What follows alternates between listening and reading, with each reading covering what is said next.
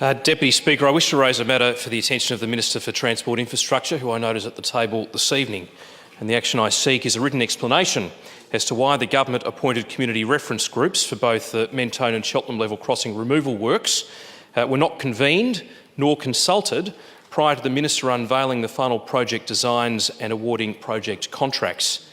Deputy Speaker, the Minister's announcement last week has raised more questions for my community than it has answered. And some of the questions my community seeks answers to include: why were the Friends of Mentone Station and Gardens not consulted about the final designs, and why have they not been briefed on this announcement? Why were local councils not briefed on these final designs before they were released? Will there be additional car parks built at both stations to cater for our increasing population? Has Heritage Victoria been consulted about and agreed to these final designs for Mentone and Cheltenham Station?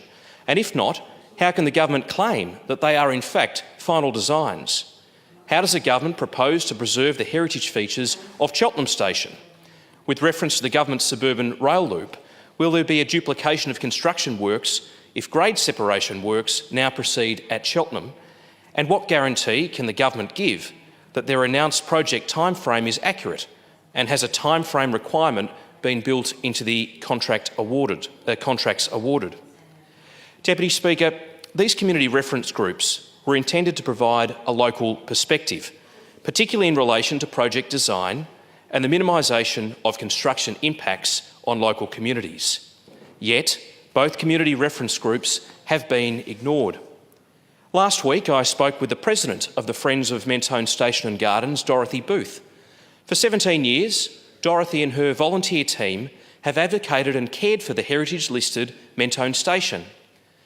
Deputy Speaker, it is unfathomable that Dorothy and her team of volunteers have had no input into the final designs. Together with my community, we want these projects to proceed. In fact, many residents within the Sandringham district would like to see that level crossing removal works be expanded to include Hyatt, Sandringham and Hampton stations.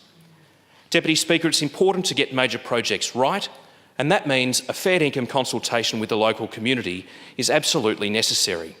And that's why this coming Friday morning, Shadow Minister for Transport David Davis and I will be at Cheltenham and Mentone stations.